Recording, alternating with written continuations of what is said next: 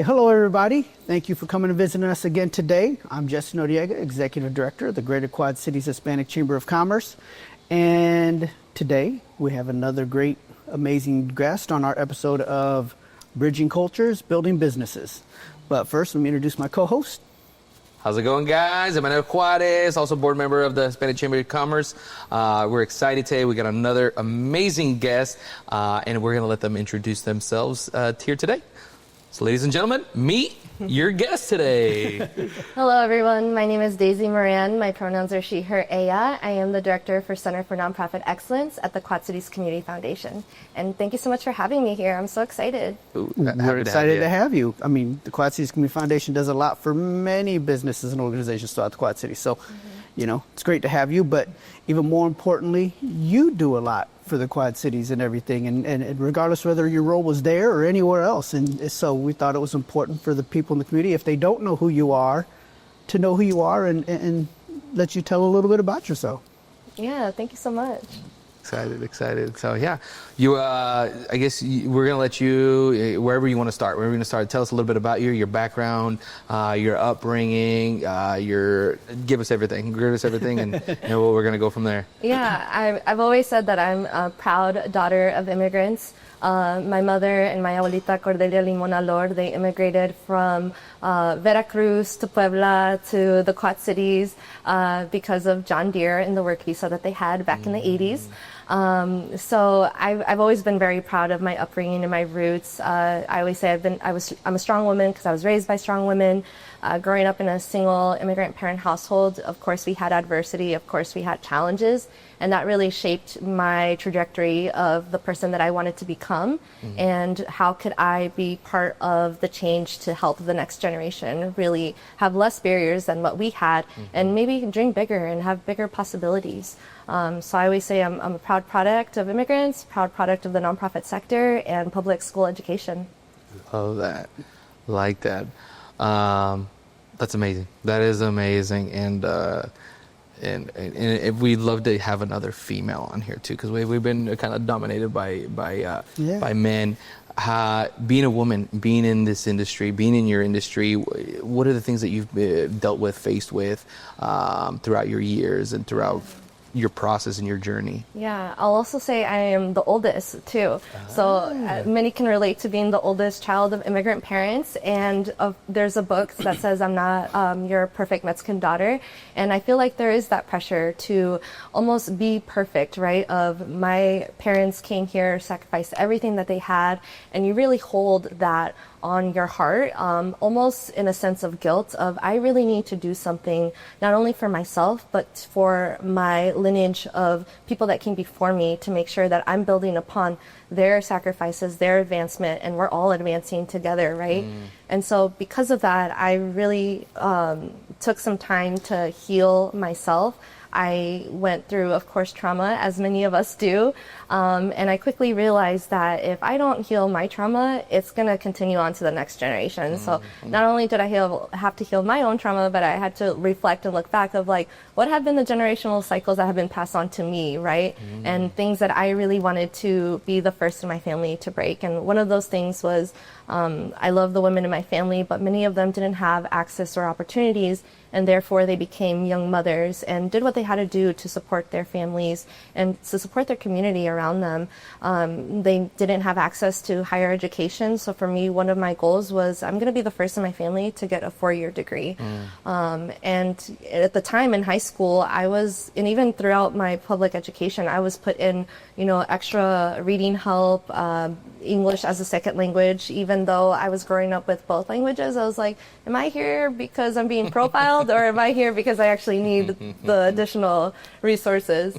In high school, I was in lower level math classes. So for me, I just didn't feel like college was an option, even though it was instilled in me at a very young age. My abuelita would always say, y vas a ir a la universidad, y vas a ser una profesional. And I'm like, but I don't even know how am I going to get there, right? And in high school, even hearing it from staff or some educators, we would be in these classes, right? And it would be mostly people that look like me, Black and brown students, that we had had similar upbringing and experiences. And it just felt like, how can we go to college if you're already telling us that we can't pass this class, right? Of like, if you guys don't buckle down now, you're not going to be able to succeed in college. And I'm like, oh, well, you're right then. I don't think I can. And of course, the financial barrier of that too. So there's so many factors of, you know, when you're a young student, of trying to vision of what are my possibilities, right? And especially if you don't see that representation of seeing another Latino like going to college, someone that you actually know and you can, hey, can I ask you a question about this, right? Someone that's not so out of reach, and or Latinos in just like professional settings, right? Here in the Quad Cities, though, there have been so many trailblazers before me, and I didn't get to know their stories until much later, right? When I was like in high school, early college, and I'm like, wow, look at all these amazing people that really laid down the groundwork for me and for people that are coming right behind me. And so I say all that to say that in my heart, at the time, I really had imposter syndrome at a young age, right? Okay. But having that confidence and courage and not letting fear stop me from even applying to college is really what changed my path completely. Because when I was in high school, I was sitting there my senior year of like, I think I'm going to join the military, because it just felt like the only option that I had for upward mobility, right? Wow. I just felt like the other options weren't realistic for me. But thankfully, I had my mother really pushing me of like, no matter what, we're going to find a way. Like, you just do what you have to do. Don't worry about anything else. I have you. And it really felt like us against the world. And so I'm so thankful for Black Hawk College, because they really were a pillar for me and gave me the tools and resources and confidence to be, yes, I belong in higher education. Yes, other Latinos belong in higher education. And together we will get through these 2 years, 4 years, right? Because even first it's like the goal of getting into college. But then once you're there, it's like, oh shoot, I need to finish. Like, I need to make sure I get all my credits and everything in. So there's so many layers and so many monumental moments that were just life-changing, right? Like the butterfly effect of like, if I hadn't made that one decision, like who knows what would be right now. You know, I love that you bring all that up, especially because, you know, everyone talks about us being the fastest growing population and everything, but, you know, we also have the highest dropout rate and so forth. Yes. So to hear, and for everyone that hears it, and hopefully the younger generation pays attention, listens, and sees that, oh, she did go to school. She was in special courses and classes and wasn't the best student. And to see that you're like, hey, I did it and we made it, and that hopefully they can take some inspiration from that and not be afraid themselves and do it. And like you said, the trauma of some of those things, you know, thank goodness and thank God for your grandmother and your parents and that, because your mother and them really pushing you to go to school. You know, so like in my family, I was not pushed to go to school. My mom never even wanted to talk about college, because all in her mind was, well, A, we just go to work right away after school, and B, I couldn't afford it if I went anyway. So for her, it wasn't even access. It was just, I don't want to look if there's access, because I don't think we can afford it, and I don't want to talk about it and let him get his hopes up and then us not be able to send him. So it wasn't even an option in my household. I didn't even think about it. Like, I didn't even take my SATs in high school, because it was not even a conversation in my household. Granted, later on in years, I did go to college. I didn't finish. I had a cut injury, because I was going to art school, so I was accepted Art Institute of Chicago, so I was gonna be an artist, and then something happened to my hand, and nothing emotional. It was I was at a job and something fell and I caught it and it cut my tendon. So no, nothing outside of that. But you know, going to school and that, it is that fear, and but having that support system that you had is amazing and great, and hopefully, you know, the other young people that watch us, if they don't have that support system at home, find other people out here in the community like you and other people that have been through it, and we'll hopefully talk them through it. Because I was just at Augustana yesterday, me and my programs manager, Sebastian, and it was really nice to see, because a lot of schools and everything talk about how much they like to help the minority communities and everything else, but they had a new group of students coming through that were just accepted. And there was a huge line of them all coming through there. And the really nice, refreshing thing to see was 3/4 of all those students were of some sort of minority. So it was like, wow, Augustana don't just talk it, they they do it. And to see it there, it was pretty amazing. And then even 3/4 of all the families that were out there visiting were Latino families. So it was really nice to see that we're having that impact and starting to go the secondary educations and so forth. So I'm really glad you brought all that up. And like I said, us seeing it firsthand there, I would have never expected that many Latino families there at Augie like that. But it was literally 3/4 were either Latino or somewhere from Africa or Asia and whatnot. And yeah, it was just really nice to see. So yeah, find that support system and do it. And congratulations to you for going through all those barriers and fighting. I'm sure there's plenty of times you felt like I'm done. Countless tears, countless breakdowns, and really just leaning into my community, right, of my inner circle, my mother, my younger brother, my partner, and then just my friends, right, like having moments of joy. And I think many times, especially in the Latino community, we're conditioned to almost have our worth tied in with our work. And I feel like we need to separate that, because we are worth so much more than just like our 9 to 5, right? Yeah. And I think that we are capable of so much when we unlock our creativity. And sometimes because we're so in the grind and so like I understand, because we are in a financial situation where we all need to sustain ourselves and just live, right? And how do we live in a capitalist society? Well, we have to have a job, right? But I see so many times too that our community members, and I've even seen it with my mother, of having multiple jobs, right? Working 12, 14-hour days, and then we feel guilty for resting. And no, like, please rest. Take care of your physical health, take care of your mental health, because there's so much more to life than just work, you know? Yeah. No, I feel that. I still gotta pull myself out of that. I'm sure you do too, because you're always working. I mean, I have my young kids, but I have my own business outside of what I do at the chamber. So a lot of times I'll get off work and I'll go do something else, and then and it's like, I got to do that job after this job, but then I don't want to neglect the family. And it's a hard balance. So making sure that you do those things, make that time, is definitely very important. But moving on from there, because there's so much more for you. Give us a background on some of the places that you've worked and some of the things that you've done. I mean, because with that education, I mean, you've gone and done a lot of things that I think people should hear. Yeah. So after I got my associates from Blackhawk College, I transferred to the University of Illinois in Urbana-Champaign, and that was a dream school of mine. I remember in high school, senior year, you have to check in with your counselor, and they're like, "Oh, what are your plans?" And I didn't have any plans. And I just saw a poster of University of Illinois, had no idea of its reputation or background or anything of that sort. And I was like, "Oh, I think I'll just apply there."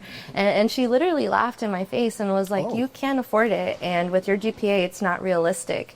And for me, that's all I needed to hear to be like, I'm going to prove you wrong. And so after I got my GPA up, because it was low in high school and I didn't have a strong ACT score, but Blackhawk was really the opportunity for me to show my growth and show that I was dedicated to being a good student, that the University of Illinois saw my potential and said, "Yep, you're accepted." And it was one of those moments, I kid you not, I felt like I had won the lottery. I was like, oh my gosh, I did it. Like, I had a goal, I reached my goal, and it was all because of the support that I had around me. And so when I got to the University of Illinois, I really not only saw Latinos from all over the state and country and even the world, because we had a lot of international students, but I saw gaps in a need for Latino events. We have a great cultural house, La Casa, which I worked at, and there's many Latino Greek organization and student organizations, but even then, when we had so much diversity, there was still some gaps, right? And so for me, I was like, hey, like, I see this need, so I'm going to fill it. And I rallied up my friends and I said, hey, why don't we do an event for this education program? I think one of them was like bringing awareness to children in detention centers, right? And another one was for the temporary protection status that Central Americans were having. And I just felt like we need to talk about this and we need to educate everyone around us, because we're going to enter different sectors and different fields where we have the potential to make decisions and have power over how these systems change. So that was very important to me. And without even realizing it, because I was creating this just out of my heart, out of my passion, I was building my resume. And so I was building my leadership skills. I was building up experience. And I really give that to my credit of when I was when I graduated from U of I and entered the workforce, I had, experiences that I can refer back to in my job interviews. I had a long resume of, hey, I was a leader for this organization, or I organized XYZ, I mobilized this, I fundraised for this. And that really gave me the confidence and credentials to then be able to become a director at the age of 22 for a nonprofit, Two Rivers YMCA. So at a young age, I entered the workforce as a director for a nonprofit. And I was just so excited I'm going to be the mentor that I needed when I was younger, right? And I can't wait to do things for my community. So my title was Director of Youth and Community Engagement. And I just had so much fun there. And I really, I just love the YMCA movement and all the current leadership that is within the YMCA movement. I had great mentors that really helped and guide and build and strengthen what they already saw in me, and unleash my potential that I hadn't reached yet. So Jeff Cornelius, he was a great mentor and supervisor for me. And after entering the local Y, I was able to be connected with 3,000 Ys across the nation, which is an incredible resource and value. Right. They have a national resource center, YMCA of the USA, and just by engaging and attending their events, I was building my network and building connections that then later on, those connections would refer me to, hey, Daisy, you have a speaker opportunity. Would you be interested? Of course, yes, I would love to. Once again, building my resume, building my network, building my connections. And then for the next opportunity, they're like, oh, you did so great. Can you do this? And I'm like, yeah, absolutely. And so again, I was building my experiences to really prepare me for my next leadership position. And thankfully with the YMCA movement, I really did work not only locally here in our community, but for the state, for the national YMCA movement, and then the World YMCA. Wow. When COVID happened, it literally felt like, wow, this is a historical pivotal moment where either we can change the systems for the betterment, or it's going to change and harm and create more barriers for the next generation. And so at that time, the 6 largest youth organizations partnered up. So you had the Boy Scouts, you had the Red Cross, you had the YMCA movement, you had the YWCA movement, and all of their world CEOs got together and partnered up with the World Health Organization and the United Nations to distribute $5 million. It was a grant program to youth directly. So the youth had to come up with a project that they felt that could help do COVID relief in their local communities. And because this was a movement by youth, for youth, they said, we need youth members to also join us. So it was the 6 CEOs of these large world organizations, and then they had identified 6 youth to be a part of it. And YMCA of the USA nominated me and recommended me to represent World YMCA. And thankfully, I was selected, and that was one of the career highlights for me. Nice. And it's something that I probably wouldn't have been able to have the privilege of experiencing it if I didn't engage in those first events at the beginning, if I didn't build those relationships with people within the network that were then able to give a recommendation for me for something of this magnitude. And I actually got to speak at the World Health Organization press conference where Greta Thunberg was there also. And we said, hey, we're doing this grant program, apply, and really encouraging youth to apply for it. And looking back, it felt like it was so long ago, but it also feels like it was just yesterday at the same time. Wow. So that's a little background on my experience with the Y movement and how I kind of got started with nonprofit leadership. Wow. Yeah, that's impressive. Got to speak at the World Organization. Yeah. That's pretty cool. Yeah. That's very cool. I was like, this Latina daughter of immigrants is going to be speaking on this international platform. It just was one of those moments where I still don't even have the words to express, and it just filled my heart. And not only was I feel like I'm always trying to make my abuelita proud, but in that moment I was like, I made myself proud. Good. Like, I'm proud of myself. And well deserved. Thank you. Well deserved.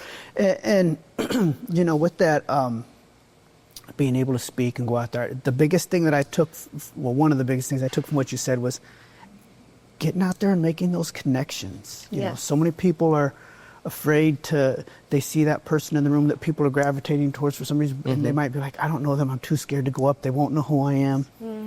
go introduce yourself. It's not like that person's going to be like, I don't want to talk to you or whatever. Yeah. And then if they are, then, that's probably not the best person to follow and be with anyways, to take some lessons from. So, those connections are everything. And I think when you're in the motion and in the moment of things, you don't even think about it in that sense. So you take it for granted, or you blow those opportunities where you only had that one chance to meet that one person, and then it's gone. Yeah. So take those moments, meet people. Don't be afraid to talk or ask questions and be like, hey, I don't know this, or help me with that. And so, everything you said, everywhere you were, you're like, I made connections. I made this happen. I made connections. So, hopefully people take that from you and aren't afraid to do all those things. Because there's a lot of things that, from your story from the beginning, there was so many different opportunities that you could just say, I'm done. I stopped, and you didn't. So that's excellent. And it does feel awkward to step out of your comfort zone. And I remember in college, people are like, oh, just network, just build your network. It's who you know, it's not what you know. And I'm like, okay, but how do I do that? I was like, my mother is an immigrant. She doesn't have like the business connections. Now I feel like she does, but at the time it was just like, I would hear stories of peers of like, oh yeah, my dad works over here and he got me a position at this company. And I'm just like, wow. I was like, that is such a privilege that I feel like a lot take for granted. Right. And if for our Latino immigrant community, it's like, how do we even get our foot in the door, right? And I think back in college, like I created a LinkedIn and I just started adding everybody that either had the same degree as me, right? Or if you lived in the Quad Cities, I probably sent you a request because I was really trying to lean into, okay, I got to build my network. So how do I do that? There's so many methods, right? Of the technology and social media, but then of just like attending an event, right? Like attending a Hispanic Chamber event. And, you might attend by yourself. And even that of like going to an event by yourself takes so much courage and so much confidence. And then you enter the room and you're just like, what am I doing here? I don't know anybody. Like, I don't know who I'm going to talk to. And you feel self-conscious. But then it's your ambassadors and everybody else in the room that notices like, hey, there's a new face or there's somebody by themselves. Let me go say hi. Let me go talk to them, to really create that welcoming environment, to feel comfortable. And then that's when the connections just build and spark. And then you're there for like 3 hours and you're just like, wow, I didn't even realize it. Yeah, it's funny because Greg Aguilar had said that to us. He was our first guest on here, and he said the same thing. Like, I went to your guys' event and I only knew half the room. He's like, and I go to those all the time, and I knew everybody. But so they're out there. The new people are starting to come, and hopefully there were definitely those people there that just kind of sat at their table with their own people, and we'd have to come up and barge in and be like, hey, how you guys doing? What are you doing? But it is out of your comfort zone. I mean, even filming this, for me, this is out of my comfort zone. I've not been someone on camera before, or even like you working a crowd at a wedding or some DJ event, that's not been me. Not that I was ever afraid to talk to people, but not in a setting with people watching and going, oh man, his hair's horrible, or he this and that, whatever the case is. So putting yourself out there is definitely scary for people that aren't used to it, especially younger people that, since everything's on your phone, they're not even having those regular daily conversations with people and stuff. And some people that are working from home online and that they're not actually in a work environment, working with a coworker in a cube or in a factory line or anything even next to them. So, it is different now, and it does take some nerve, but definitely. Where else do you, so like now, let's talk about what you do now a little bit, because that's also very exciting, and you do really good work there, and they do good work as a whole. So let's hear a little bit about that. So when I was, after Two Rivers YMCA, I worked at Augustana College. Oh, that's right. Yeah. And shout out to Augustana College and their Department of Diversity, Equity, and Inclusion, because as you stated before, they really are committed to serving, historically excluded communities, our international students, our multicultural students, our LGBT students. And when I was working there, that's where this opportunity, I saw that the Community Foundation had announced that we're going to launch a Center for Nonprofit Excellence. And I was like, wow, I know that this resource is really going to uplift our sector as a whole and just create so many opportunities for the 4,000 nonprofits that we have in our area. And I just knew I wanted to be a part of it. And it was one of those moments too of like, oh, like, am I ready for this? Like, even if I submit my resume, like what are the odds that they will pick me for an interview, right? Like those doubts and imposters started to creep in, and I was like, nope, I'm silencing them.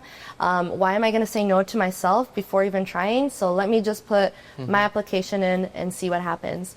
And thankfully I was selected. It was another time, one of those moments where I felt like I won the lottery, because I was like, wow, like I'm just so grateful to be working at a community foundation that really understands and is committed to listening to its community, to the nonprofit sector, to create opportunities and advancement for all of us and for the generations to come. And so with the launch of the Center for Nonprofit Excellence, it was one of those things of, because it was a concept to reality, it's like, okay, I have to build this from the ground up, essentially from scratch, right?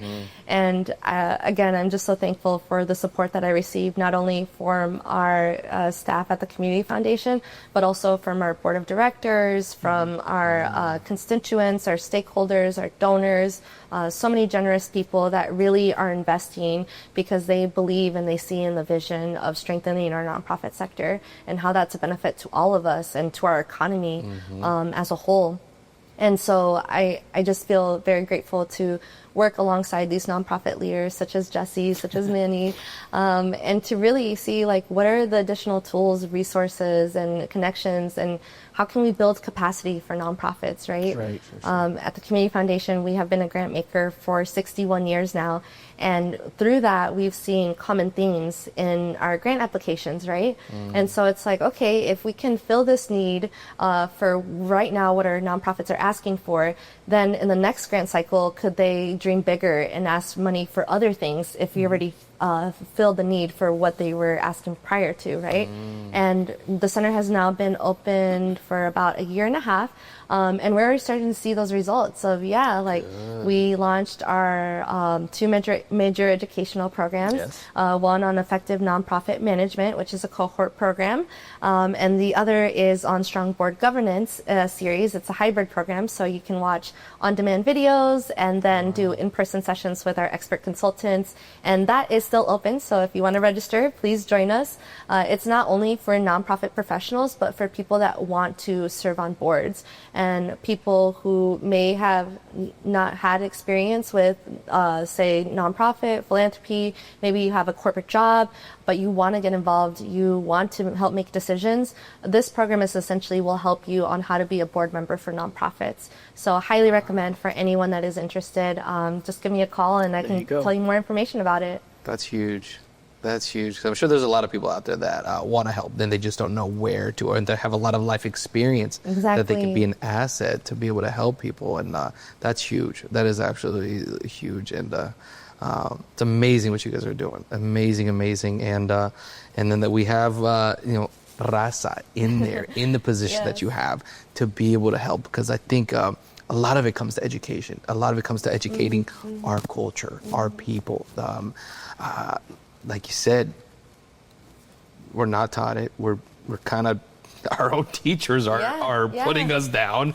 So it's like, man, how do we come about it? So when we have our mom, our parents putting us down, then our counselors and our educators putting us down, it's like, man, we have, where do we go? So it's so nice that you mentally tough, and that mental toughness that you brought out, it is so needed, and we got to keep it going, and we got to keep educating our other people that look up to us. So I mean, I'm impressed, girl. I'm impressed, and you have a long way to go, and you have a lot of work to do, because we have a lot of people looking up to us, and that might need guidance, that need help on where to go. So I think you got a lot of work ahead of you, great work ahead of you, and a lot to do, because I think we're definitely on the up and up. I think we're definitely coming up harder, stronger, more resilient, and over the last 10 years, I think we're just becoming more united, where other things are trying to break us down.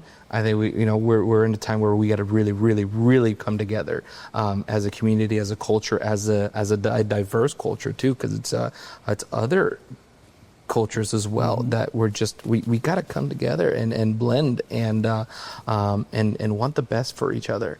And it's a tough thing, but we're getting it. I think we're understanding it, and the new ones they're looking up to us. The younger crowds are looking up to us, and we really got to install that and instill that in them to keep it going. Yep, you're seeing us do it. What are you going to do about it? What are they going to do about it? Yeah. They got to follow the footsteps. They got to follow the footsteps because we're all together. We're all together in on this. So what are you most excited about for the future, for your role, and then maybe outside of your role and the other stuff that you're working on? Yeah, I think going back to what you said of, access to education for our community, I really want Latinos and immigrants and just historically excluded communities to see themselves in philanthropy, to see themselves in nonprofit.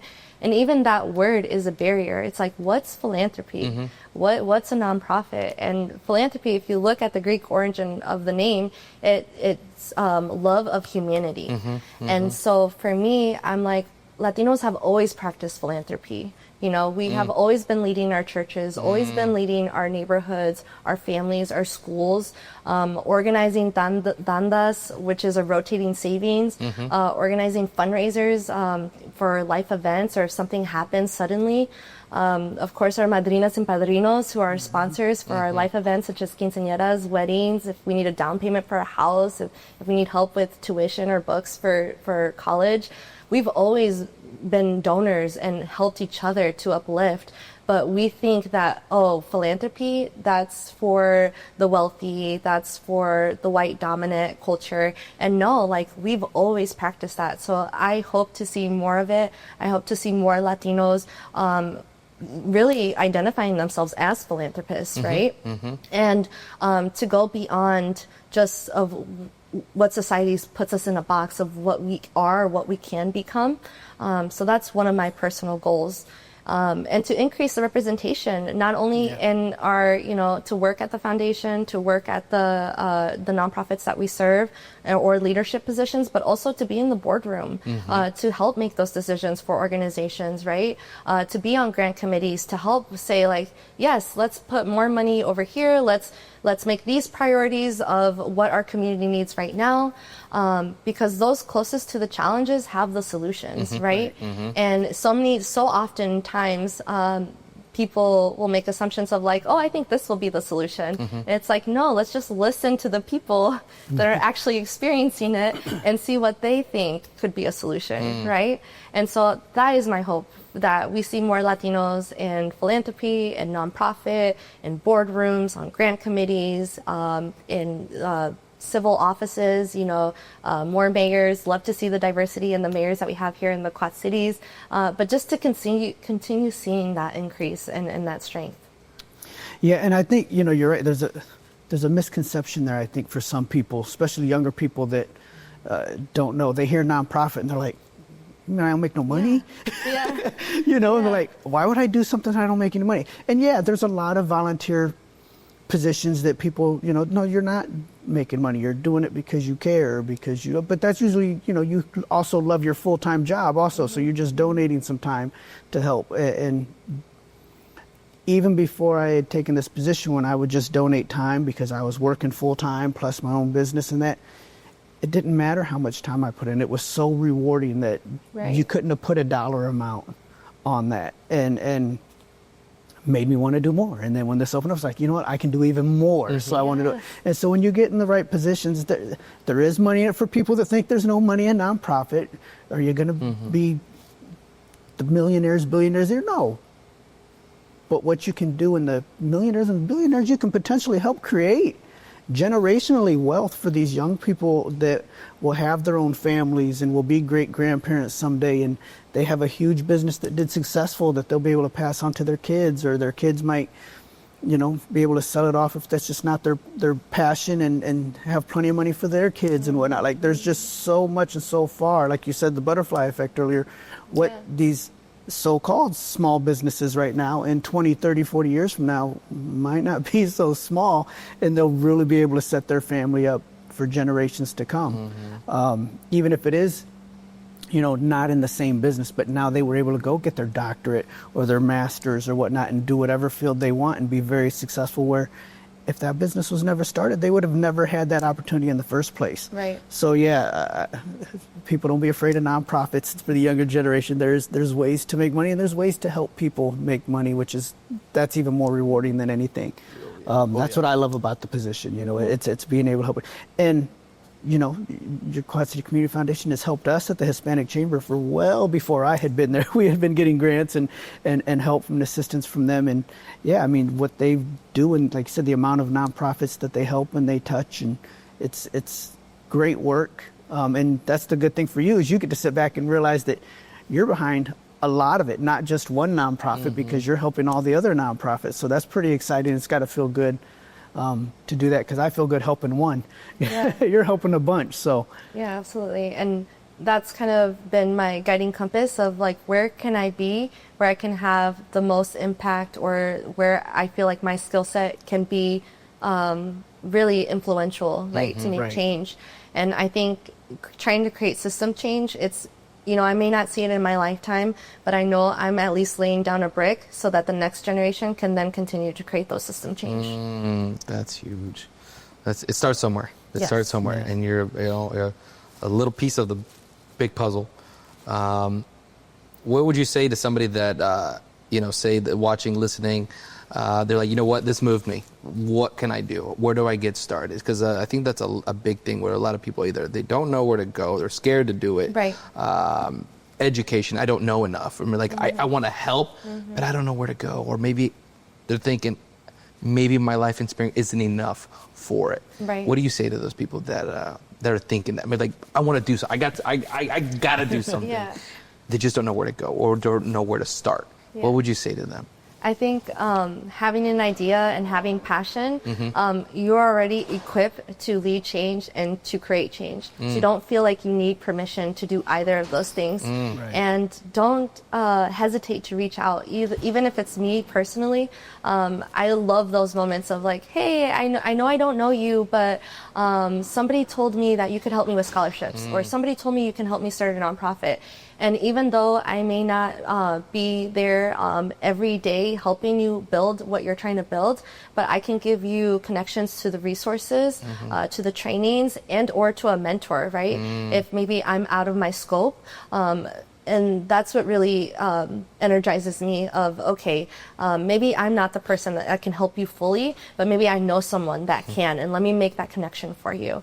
And so many times, like, as I said before, we have 4,000 nonprofits, but there's still gaps within our community. And there's still needs for our Hispanic, Latino immigrant community. So if you have an idea, if you have a passion, if you've been moved on what's going on in recent events, maybe that's, the universe telling you of like, hey, maybe this idea can be turned into a nonprofit. And if you are so inclined to do so, the Center for Nonprofit Excellence is here to help you, give you a roadmap of like, how can I start a nonprofit, and what is it going to take, and what are the tools and resources that I have access to so I can make that into a reality, right?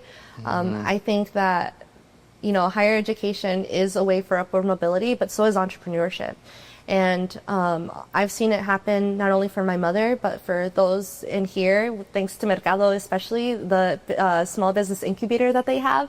I love seeing Latino entrepreneurs because I know firsthand how hard it is to, one, step out of your imposter syndrome and build that confidence to be like, yeah, I'm going to take this leap of faith and do something that feels crazy and maybe not realistic. And then two, to actually get that concept to reality and the day-to-day operations. So my heart is always with folks that are entrepreneurs, small businesses, emerging organizations. I think that we have the creativity, we have the knowledge because we're experts. We experience these challenges firsthand, so we have the solutions. Sometimes we think like, oh, I need this credential, I need this network, I need this. No, if you have the experience, if you have the dream and idea, you are all ready to do it. You hear that, guys?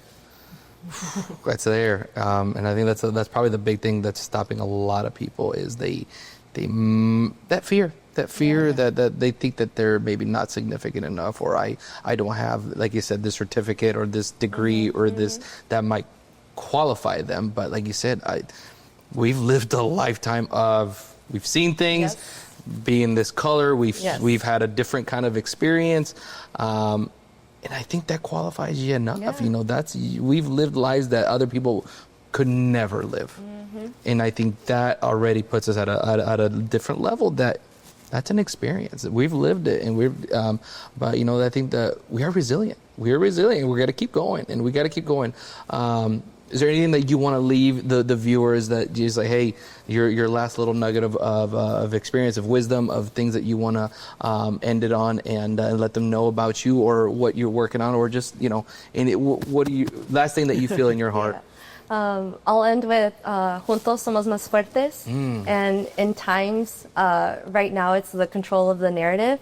So if you need space to rest, it's okay to rest. And also seek joy in the times that are traumatic to us, right? Right. And I'm always here as a resource, as a listening ear.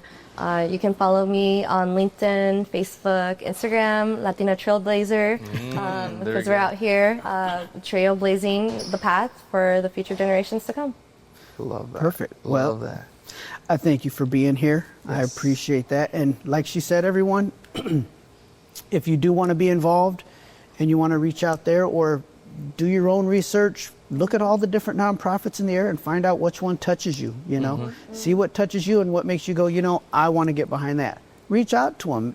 You know, maybe there's not an open board position, or maybe you're not quite ready for that yet, but you want to volunteer for a little bit, you know. Go out there and volunteer. We're always, as a nonprofit, I'm sure all nonprofits are looking for some volunteers to help whenever they can get it, you know. So reach out.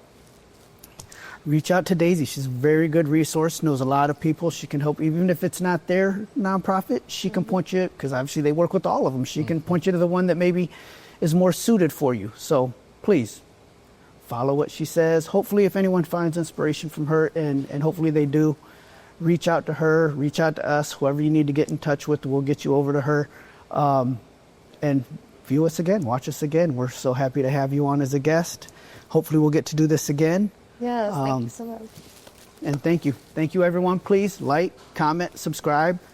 If you have any questions, put them down below. We can always, she'll see them. She'll be able to respond. We'll see them. We'll respond. And thank you. Thank you, too. Thank you. Another great episode. Peace. Have a good day.